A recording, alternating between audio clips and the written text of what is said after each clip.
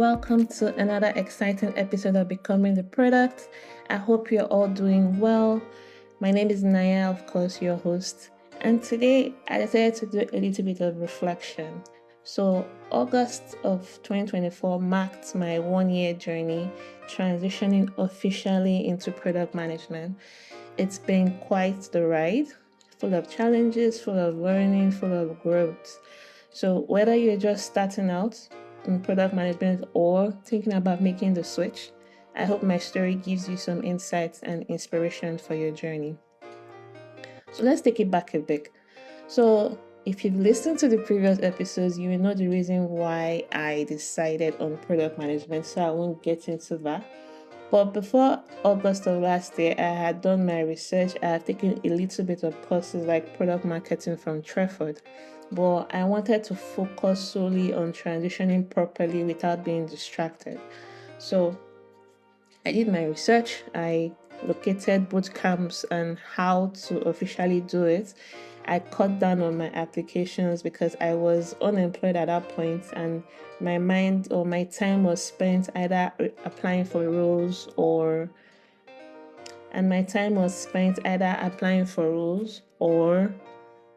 reading for product management. So I decided to focus solely on product management training. So in August, I started my dev career bootcamp. It was for 6 months. In September to October, I started my Tech for Dev 1 year fellowship in product management. So the Tech for Dev is split into two. You have the 6 months training, then the 6 month economic empowerment phase. After which, I also started my podcast. So if you look at my whole journey, the first thing I did was did my research. Then I typed out or detailed a plan, a roadmap, if you may, on how I intended to achieve my goal, which was at that time land a product management role at the end of my 6 months bootcamp. So that was what my season 1 podcast was all about, trying to see if I could actually do it. And aside from the bootcamps, the courses, the podcast, I was also intentional about building my personal brand as a professional. So I also was focusing on LinkedIn, creating content, positioning myself as a professional product management. So if you look at all of that, it was a lot. Like there were some days I was like, what? Who asked you? Like, who sent you? Because sometimes I was also volunteering as a channel lead in product management. So my time was spent either on the podcast, on LinkedIn, or in the bootcamps, or in my volunteering situation. And the bootcamps were not easy as well. You had assignments, individual assignments, you had group assignments, running 2 courses concurrently. Trust me, it wasn't easy. But that was the plan I kind of set on myself because I wanted to be sure that I achieved my goal. I wanted to be sure that I actually put in my best and I left nothing to chance, if that's the word. So let's fast forward into February. February was when Dev Careers Bootcamp ended. So based on that, I could actually start applying for roles. But then I said, okay, let's wait till my Tech for Dev is almost over as well, because it's going to be hard for me to combine a role with classes. I don't know how people were doing it then, but kudos to them because classes were like 4 hours long a day. And combining that with work just didn't seem right for me because I wasn't sure my attention span could take it. So I continued learning. In April, when Tech for Dev was nearing an end, I think it was in April that we started our capstone project. I also participated in open source. I spent 1 month in open source as well. So yes, there were times when I felt completely overwhelmed. I won't lie, like I'm not here to sugarcoat things, but there were moments where everything kind of made sense, probably because I've been doing it for a while, 6 months in, 7 months in, so I kind of had a routine. So if you're in a similar situation, my advice would be to like pace yourself and have a routine in place. If you have a calendar like I used, you block out times for certain things, it helps you manage your time better and it helps relieve that little bit of overwhelming. And it helps release that overwhelming feeling you get sometimes when you are taxed with a lot. So, After that, April of 2024 was how many months in? 7 months in, 7 to 8 months in. And that was when I applied for my new role, which is a growth manager at a startup, and I got the job. So my new role has been incredibly very exciting learning experience, and I won't have it any other way. My goal with my new role was to learn. So I'm spending a lot of times growing and picking up new skills, and I am so grateful for that. If the takeaway from all the overwhelming, from all the tiredness, from all the work I did those 6 months, it was that this was like the icing on the cake. Yeah, this was like the reward I was getting. I landed the role I wanted. I landed the job I wanted. And if there's one takeaway from this past year, it's that the journey to becoming a product manager is just that.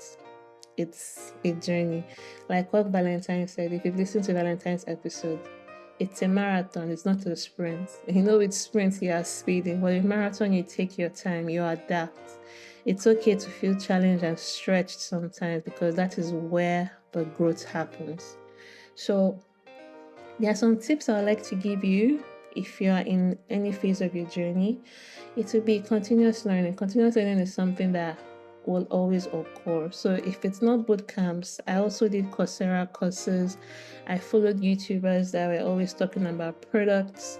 There are a lot of product people on LinkedIn that you can follow and just catch up on whatever article or post they put up. You learn a lot in those sentences. So whether it's online courses, books, podcasts like this, understanding the fundamentals of product management is very crucial, but so is staying updated on the latest trends and best practices. Another tip would be networking and mentorship. So in my transitioning plan, apart from the boot camps, there was also networking. I had to ensure that I was in product management communities, and not just there, I had to contribute. And let me tell you, I'm an introvert. I'm someone that doesn't like talking. I don't like being the first to say something, but I knew that because of the goal I wanted to achieve, I needed to step out of my comfort zone. So attend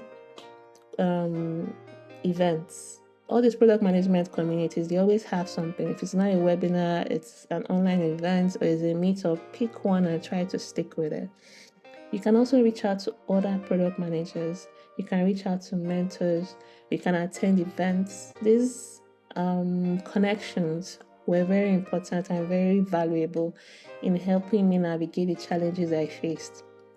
Because when you find yourself in a group of people that are on the similar path to you and you experience some challenges, if you talk about it, some people who have already passed that particular challenge can help you by giving you what you need to succeed.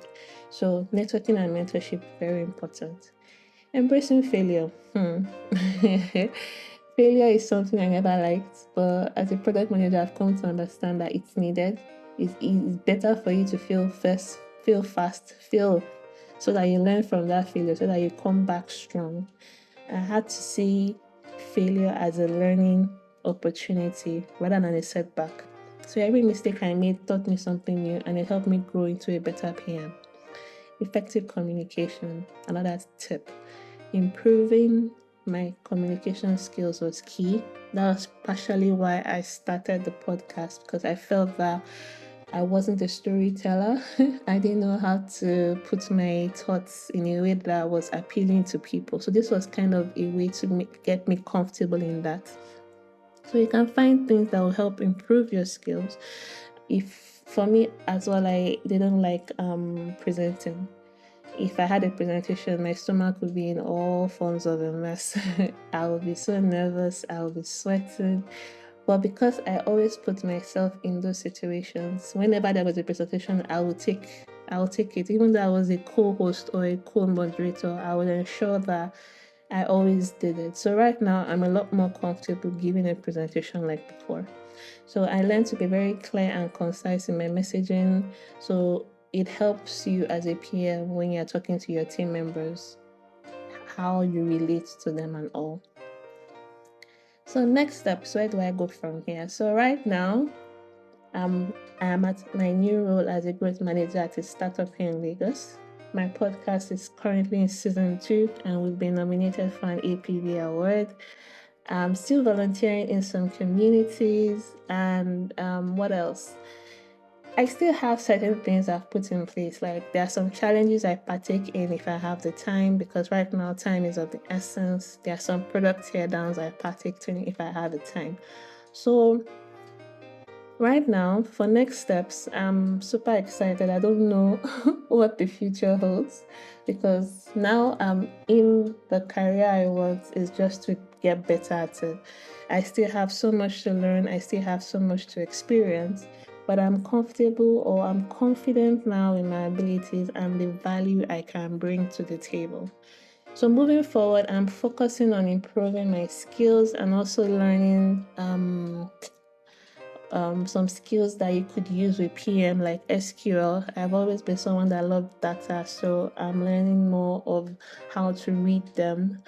I'm also interested in improving my network as well. So I have in the future, though, I have some plans to attend more events, to network more with senior PMs and really understand what it takes to be, or what it takes to grow and remain relevant and become one of those 1% of PMs if I can. And I would also love to continue sharing my journey, if it's on the podcast, if it's on LinkedIn, whatever platform I have. I feel that when I was transitioning, I struggled with looking for content that related to me. So I decided to put this out there to help whoever is in my shoes to, like, okay, this is what I went through. If it is anything like what you went through, this is how you should go about it. And this is what I did that helped. And you can adapt it. So hopefully I would continue to share my journey and learn from other people's journeys as well. So thank you guys so much for listening. Transitioning to product management has not been an easy feat, but it has been absolutely worth it.